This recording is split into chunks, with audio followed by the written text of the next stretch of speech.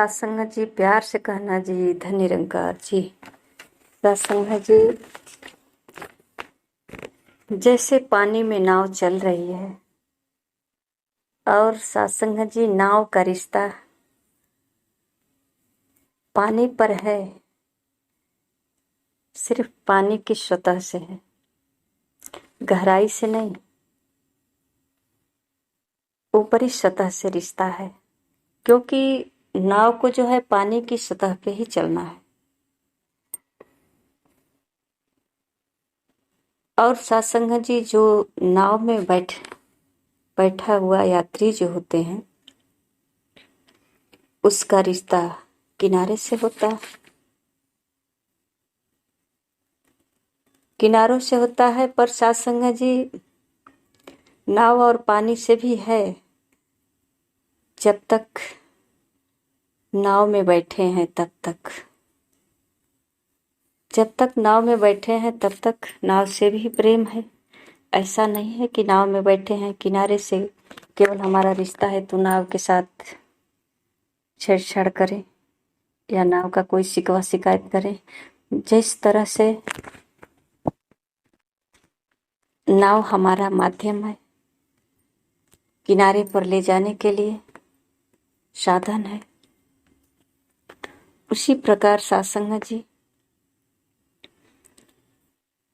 इस संसार में, इस शरीर और संसार भी हमारा साधन है इस भंवर से पार जाने के लिए। सत्संग जी, जैसे नाव में बैठा हुआ यात्री एक छोर को छोड़ देता है एक किनारे और दूसरे किनारे का ध्यान रखता है, पर बीच का जो यात्रा होता है नदी में, सत्संग जी आनंद लेते हुए पार हो जाता है। उसी प्रकार कहते हैं सत्संग जी की ज्ञानी संत महापुरुष जो होते हैं, सत्संग जी वो जब तक संसार में रहते हैं, कहते हैं कि एक छोर तो छूट गया जन्म का और अंतिम छोर किनारा मृत्यु का, और बीच का जो जीवन होता है सत्संग जी, वो परमात्मा का एहसास करते हुए इस शरीर को, इस संसार को उपयोग में लेते हैं, साधन समझ करके, माध्यम समझ करके अपना जीवन व्यतीत करते हैं। और आनंद पूर्वक शरीर से और संसार से जुड़ाव सत्संग जी तब तक ही रहता है जब तक कि सांसें हैं, इस संसार में हैं, तब तक तो सत्संग जी ये साधन है, तो इससे जुड़ाव तो रखना ही पड़ेगा, इससे प्रेम तो रखना ही पड़ेगा। सत्संग जी, इसी के माध्यम से किनारा यानी कि परमात्मा तक जाना है। कहते हैं बीच भंवर में इसका हमारी कुछ समय के लिए प्रेम, जुड़ाव, मोह या व्यवहार रहता है, तो सत्संग जी हम उस तरह से अपना विचारधारा बना करके इस संसार में जीवन जीते हैं। और सत्संग जी, इस जीवन को सफल भी बनाना है, आनंद लेते हुए इस भवसागर से पार हो जाते हैं। सत्संग जी, जैसा इस किनारे को छोड़कर नाव बीच धारा में आ जाती है और यात्री बेफिक्र नदी में आनंद लेता है, कहते हैं संत महापुरुष की उसी तरह संत जो ज्ञानी महापुरुष होते हैं सत्संग जी, वो भी संसार में अपना जीवन आनंद पूर्वक बिताते हैं, आनंद पूर्वक बिताते हैं। सत्संग जी इतना ही नहीं, बल्कि कहते हैं कि जिस तरह झरने का पानी नीचे गिर करके सभी को निर्मल करते हुए सागर में मिल जाती है, उसी प्रकार ये ज्ञानी संत जो होते हैं इस संसार में किसी की बुराई नहीं देखते, सबको निर्मल करते हुए महान आत्मा को प्राप्त होते हैं। सत्संग जी, संत महापुरुष यही बताते हैं कि इस संसार में बुराई और अच्छाई बुराई और अच्छाई को परमात्मा का लीला समझते हैं, और परमात्मा का लीला समझ करके जैसे नाटक होता है, तो सत्संग जी नाटक में जिसको जो रोल दिया जाता है वो अपना रोल को पूर्ण रूप से निभाता है। उसी प्रकार सत्संग जी संत महापुरुष इस रहस्य को जान जाते हैं, और जानकारी होने के कारण सत्संग जी इनका भी रोल होता है इस संसार में। ये सिर्फ जो है सत्य का प्रचार करते हैं, कभी असत्य का प्रचार नहीं करते हैं। इनका भी रोल होता है संसार में, पर ध्यान रहता है, रोल रहने के बाद भी इनका ध्यान होता है मैं कौन हूँ और मेरा मंजिल क्या है, कहाँ जाना है। जैसे हम नाटक देखते हैं तो कभी रुलाई आती है, कभी हंसी आती है। इसी प्रकार सत्संग जी ये संसार का जो लीला है, परमात्मा का नाटक है, इसको साक्षी भाव में देखते रहते हैं। और सत्संग जी ये अक्सर जो है समझते हैं कि अगर इस संसार में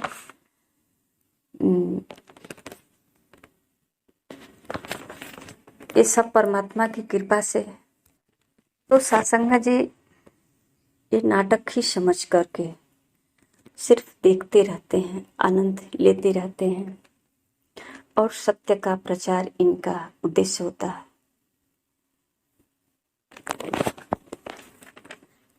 सत्संग जी संसार जी की बाड़ी है कि सत्य ही बरतूं, सत्य ही बरतूं, सत्य ही बांटूं, सत्य है मेरा कारोबार। ये संत महापुरुष जो है सत्संग जी, इस संसार को झूठ बताया गया है, ये परिवर्तनशील है, फिर भी सत्संग जी संत महापुरुष इसमें केवल सत्य का ही कारोबार किया है। सत्य की जानकारी करके कहते हैं कि सत्य की पूजा मेरा बंधन, और सत्य का करूं विचार। केवल सत्य का बंधन करते हैं, सत्य का आराधना करते हैं, स्मरण करते हैं, और सत्य का ही विचार भी सत्य पर ही करते हैं। इनका ध्यान केवल सत्संग जी सत्य पे ही होता है। सत्य ही बरतूं, सत्य ही बांटूं, सत्य है मेरा कारोबार। इनके जैसे हिस्से में यही सत्य ही कारोबार करना है। हर सत्य बोलना, सत्य सुनना, सत्य जो भी है सिर्फ सत्य। सत्य ने मुझको सत्य बताया, सत्य से बांधी जीवन तार, सच्ची नीति सच्ची रीति, और सत्य का करूं प्रचार। सिर्फ सत्य का ही प्रचार करते हैं। ये पूरे सृष्टि में सत्य को ही देखते हैं। ऐसा सतगुरु जो है दिव्य दृष्टि इनको देते हैं कि सत्संग जी केवल अच्छाई ही अच्छाई दिखता है, सत्य ही सत्य दिखता है, कहीं झूठ नहीं दिखता। अगर सत्संग जी कहीं झूठ दिखता है तो सत्संग जी वो समझ जाते हैं कि इसका भी कोई कारण होता है। कहते हैं रोम रोम में साच समाया, यह सच्चा है प्राणाधार। सच का सागर, सच की नौका, और सच की ही पतवार। सत्य डगरिया, सच की पूंजी, सच्चे का है का और करूं व्यापार। यह सत्य ही सत्य है, केवल घट घट बैठा जो निरंकार।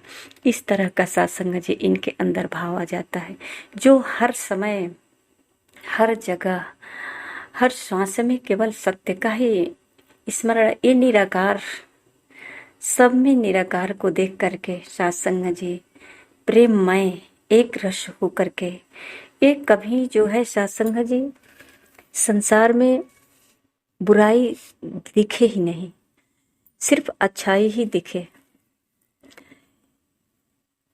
सत्संग जी संत महापुरुष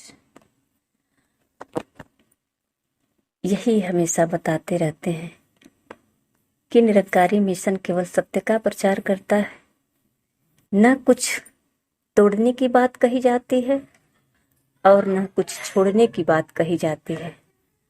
ऐसा नहीं होता सत्संग जी कि इस धर्म को छोड़ो, इस धर्म को पकड़ो, मंदिर छोड़ो, ऐसा कुछ नहीं है सत्संग जी। मंदिर छोड़ने की बात नहीं कही जाती है, बल्कि चलते फिरते मंदिर बनने की बात कही जाती है। धर्म छोड़ने की बात नहीं कही जाती है, बल्कि धर्म जानने की बात कही जाती है कि जान लो मेरा धर्म क्या है। साथ संगत जी, ये सब कुछ छूट जाता है अपने आप। जैसे कि हम नया वस्त्र धारण करते हैं, पुराना छूट जाता है।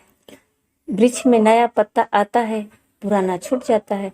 उसी प्रकार साथ संगत जी, जब हम सत्य को धारण करते हैं, सत्य राह पे चलते हैं, अपने आप बुराई छूट जाती है। और कहते हैं कि चलते फिरते मंदिर बन जाओ। इंसान को साथ संगत जी तुलना की जाती है तरवर सरवर संत जन चौथा वर्षे मेघ। कहते हैं कि एक गुणकारी होते हैं। ये चलते फिरते मंदिर का मतलब आप कहीं भी जाओ, सबके कल्याण के कारण बनो, सबका जो है कल्याण हो आपसे, किसी का भला कर सकते हैं। आपको सुंदर हाथ पांव मिला है, सासंग जी तन से मन से धन से सेवा सत्कार करके जो भी हो समर्थवान है आप कर सकते हैं। तो कहते हैं चलते फिरते मंदिर बनने की बात कही जाती है, कुछ छोड़ने की बात नहीं कही जाती है। सासंग जी, इंसान सोचता है कि हाँ भक्ति भजन करके पूजा पाठ करके हमको स्वर्ग में जाना है। बहुत सारे नियम स्कीम बनाते हैं कि हम किस तरह से मुक्ति प्राप्त करेंगे और सत्संग जी स्वर्ग को जाएंगे। सत्संग जी सतगुरु कहते हैं कि आपको स्वर्ग बनाना है। आप ऐसे प्राणी हैं चैतन्य, आप ईश्वर का अंश हैं, आत्मा। आपको ईश्वर बनाने की बात कही जाती है कि आप जहाँ भी रहो इस संसार में स्वर्ग बनाओ, तो आपसे सबको सुकून मिले। अगर सत्संग जी आपसे अगर किसी को कष्ट होता है तो सत्संग जी वहां ऐसे ही नरक बन जाएगा। तो कहते हैं कि ऐसा आपसे सभी को सुकून मिले, किसी को दुख ना हो, किसी को तकलीफ ना हो। एक भजन आता है सत्संग जी कि कभी प्यासे को पानी पिलाया नहीं, बाद अमृत पिलाने से क्या फायदा। तो सत्संग जी जब प्यासा होता है तो उसके लिए पानी अमृत से कम नहीं होता है, क्योंकि प्यास उसकी बुझ गई, उसका जो कंठ सूख रहा था उसे एनर्जी मिल गई। तो सत्संग जी उसी को कहते हैं कि कभी प्यासे को पानी पिलाए नहीं, गिरते को उठाए नहीं। जिसके अंदर सत्संग जी गिरे हुए लोग को उठाने की कला नहीं है, तो सत्संग जी ये काहे के लिए परोपकारी, काहे के लिए कल्याणकारी। इनको ये गुण दिया जाता है कि आप चाहे तो सक्षम हैं, सबका कल्याण कर सकते हैं, आप सभी को खुश रख सकते हैं। सत्संग जी इस तरह का गुण दिया जाता है, सिखाया जाता है कि आप चैतन्य पुरुष हो। आप जानकारी हासिल कर सकते हैं किस किस तरह से इस संसार में मानव जीवन का यात्रा तय कर सकते हैं। जीवन कहते हैं जीवन जीने की कला सीख सकते हैं। तो सत्संग जी जब तक हम सतगुरु के चरणों में नहीं आएंगे तब तक इस संसार की अच्छाई बुराई से लड़ते रहेंगे। अच्छाई दिखेगी नहीं, हर तरफ केवल बुराई ही दिखेगी और इस बुराई से जूझते रहेंगे, क्योंकि हमारे अंदर सिर्फ बुराई का ही ज्ञान है। किसी में अच्छाई देखने का ज्ञान नहीं, जानकारी नहीं, सिर्फ बुराई ही दिख रही है। जो है सो हम हैं, सामने वाला सब बुरा है। तो सत्संग जी ये तो केवल हर जगह नरक, ऐसा सोच ऐसा भाव तो चैन से न किसी को रहने देगा, न स्वयं चैन से रहेगा। सत्संग जी कहते हैं कि बुराई सिर्फ अपने में देखो। ये भी एक बुराई है कि हम किसी में बुराई देख रहे हैं। अगर कोई अच्छा नहीं लग रहा है तो ये हमारे अंदर कमी है। अगर कुछ धुंधला दिख रहा है तो कहते हैं आंख की रोशनी घट रही है। उसी प्रकार सत्संग जी साफ जब सत्य नहीं दिखाई देता है तो इससे मान लेना ही ठीक है कि हमारे अंदर कमी है। अगर सत्संग जी इतना ज्ञान है कि अगर कोई बुरा दिख रहा है, अगर लगता है कि ये बुरा है, तो सत्संग जी ज्ञानी पुरुष समझ जाते हैं कि अगर बुराई है तो इसका कोई कारण होगा। अगर कोई इंसान बुरी राह पर चल रहा है, असत्य राह पे चल रहा है, इसका क्या कारण हो सकता है। अगर कारण है तो इसका निवारण भी होगा। तो उनका ध्यान जो है सिर्फ निवारण पे होता है। किसी तरह ये परोपकार में रहते हैं, किस तरह इनका निवारण हो, इनको भी सत्य राह पे लाया जाए। संत महापुरुष का ध्यान ऐसा होता है सत्संग जी, हर समय सबके परोपकार में रहते हैं। सत्संग जी ये केवल अच्छाई को ही प्राप्त करते हैं और अच्छाई को ही बांटते हैं। कहते हैं कि किसी में बुराई छांटने का कोई हकदार नहीं है, क्योंकि अच्छाई और बुराई इस संसार में जैसे कि समय चक्र जो चल रहा है, महापुरुष कहते हैं जैसे सूरज निकला है तो कभी सुबह तो कभी शाम होता है, कभी रात तो कभी दिन होता है। तो सत्संग जी ऐसा नहीं कि हमें दिन से प्यार है रात से नफरत है, ये भी नहीं कि कहीं सुबह से हमको प्यार है शाम से नफरत है। हमको सबसे प्यार है, चाहे घना रात हो या चांदनी की रात हो, दिन हो सुबह हो शाम हो, सबसे प्रेम है और सबका हम समय समय पर उपयोग में लेते हैं। सत्संग जी किसी से बैर नहीं। इसी प्रकार सत्संग जी हर समय एक ही इंसान बुरा भी नहीं होता और हर समय सबके अंदर अच्छाई भी नहीं होती। समय आने पर थोड़ा बहुत कमी, हर ये पूरे यही नियम है सृष्टि का, कहीं न कहीं कुछ न कुछ कमी लेकिन आ ही जाता है। पर संत महापुरुष इसको उस ध्यान से नहीं देखते कि ये बुरा है, बुराई है, क्या कारण है। ये कारण है तो इसका निवारण भी है। इसीलिए तो अच्छे अच्छे डकैत को भी महापुरुष बना दिए, अच्छे अच्छे जिसे हम कहते हैं गुनाहगार, उसको महात्मा की श्रेणी में ला दिए। ये सब महापुरुषों का गुण है, कला है। और ये कला इनकी वही है अच्छाई। सब में कुछ न कुछ देख लेते हैं अच्छाई और समझ जाते हैं कि इनके अंदर अच्छाई है, अगर थोड़ी बहुत बुराई है तो इसका क्या कारण हो सकता है। जैसा कि सत्संग जी अक्सर उदाहरण देते हैं महापुरुष कि वाल्मीकि जी को जब ज्ञान प्राप्त हुआ तो एक चौपाई गाते हैं कि बाल उल्टा नाम जपत जग जाना, वाल्मीकि भय ब्रह्म समाना। इससे पहले क्या थे सत्संग जी, इससे पहले का इनका जीवन कैसा था। पर सत्संग जी आज तो कोई उस पर ध्यान नहीं देता, उसको तो नहीं दोहराते ना कि वाल्मीकि जी का जीवन पहले कैसा था। आज की बात करते हैं। और ये कमाल कैसे हुआ, ये गुरुजन महापुरुषों के ही कल्याण से हुआ, इनकी कृपा से हुआ, इनके आशीर्वाद से हुआ, इनके दर्शन से हुआ। सत्संग जी कहते हैं ना, अच्छे अच्छे अवगुण जिसके अंदर था उसे भी गुणवान बना दिया। और सिर्फ गुणवान ही नहीं बनाए, ये संसार में पूजनीय इतिहास साक्षी है। और इसी इतिहास को पढ़ते हैं, गाते हैं, उदाहरण देते हैं।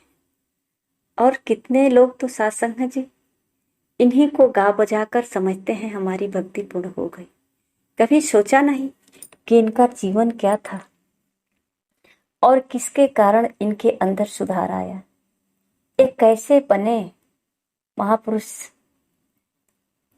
सत्संग जी किसी का निरादर नहीं करते। संत महापुरुष सभी से प्रेम करते हैं, सभी को सत्संग जी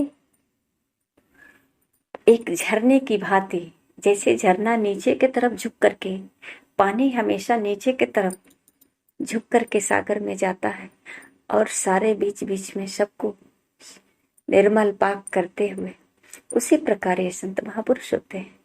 इनके अंदर अकड़ नहीं होता, ये बिल्कुल लचीले, झुकाव, प्रेमी, दयालु, सहनशील और सत्संग जी।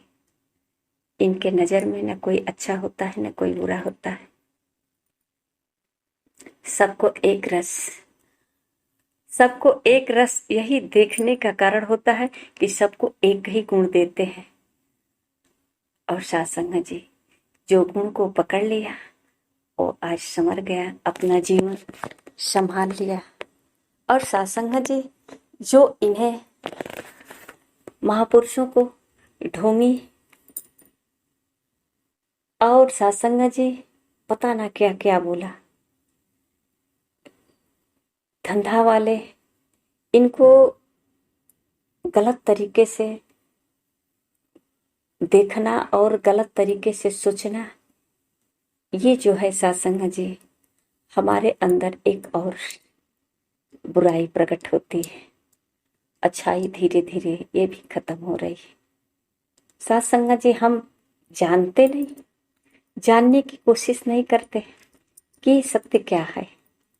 अगर कोई संत है, महापुरुष है, लोग इसको अगर 10 लोग मान दे रहे हैं तो क्या इनके अंदर खूबी है। एक ये मदारी वाला कह रहा है कि हम 200 मीटर जंप लगाएंगे। तो सत्संग जी एक व्यक्ति कहा, 2 लोग जा रहे थे रास्ते में, तो एक कहा ये झूठ बोल रहा है, ऐसे कैसे कर सकता है। तो सत्संग जी एक बोला चलो देख लेने में क्या हर्ज है, हो सकता है काजने ये जंप लगा ही दे। सत्संग जी कह रहा है तो हो सकता है लगा ही दे, तो ये कला देखने में क्या हर्ज है। सत्संग जी किसी को बुरा कहने का मेरा कोई हक नहीं है। हाँ, जान सकते हैं, जानने का हक है उसके बारे में, उसके करीब जा करके हम जाने पहचाने।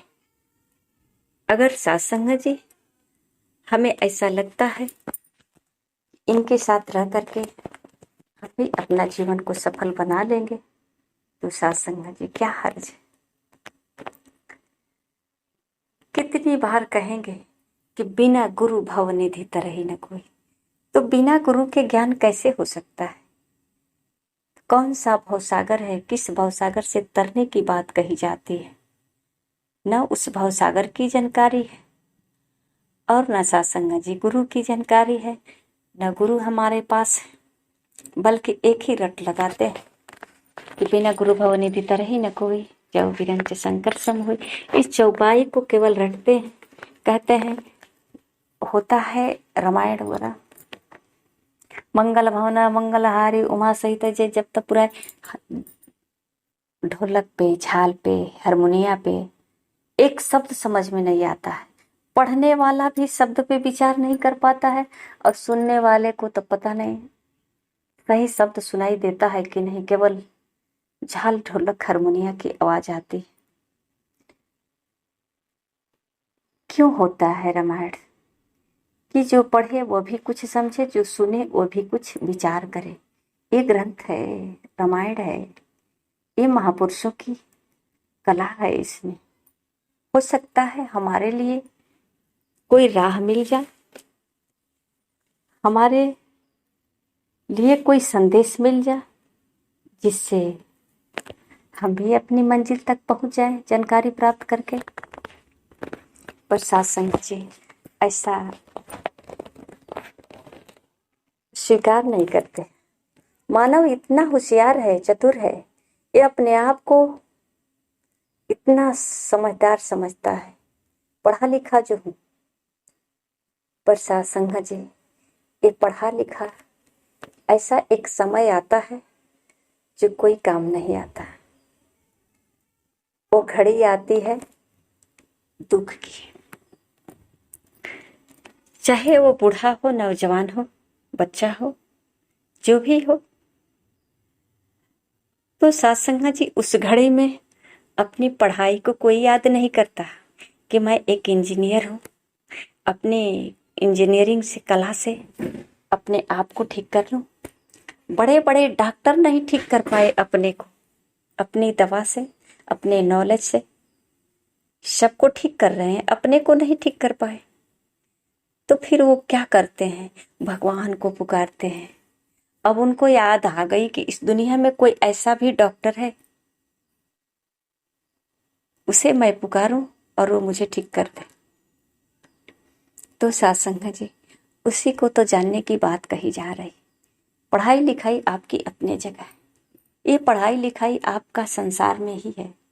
इस संसार में आपको ऊंचा कर सकता है। संसार की वस्तुएं प्राप्त कर सकते हैं पढ़ाई लिखाई के बल पे, पर सत्संग जी परमात्मा को कभी नहीं प्राप्त कर सकते हैं। परमात्मा को तो सिर्फ प्रेम से ही प्राप्त किया जा सकता है। जैसा कहते हैं ना कि प्रेम से प्रकट हो ही मैं जाना, हरि व्यापक सर्वत्र समाना, प्रेम से प्रकट हो ही मैं जाना। जिन्होंने प्रकट किया वो समझ रहा है, समझ गया कि परमात्मा सब जगह व्याप्त है, प्रेम से प्रकट होता है, ये भी जान गया। प्रकट करने की विधि। आइए सत्संग जी, एक दिन सबको इस कटघरे में आना पड़ेगा जहाँ की सिर्फ परमात्मा को आवाज लगाएंगे, बचा लो। सत्संग जी, प्यार से कहना जी, निरंकार जी।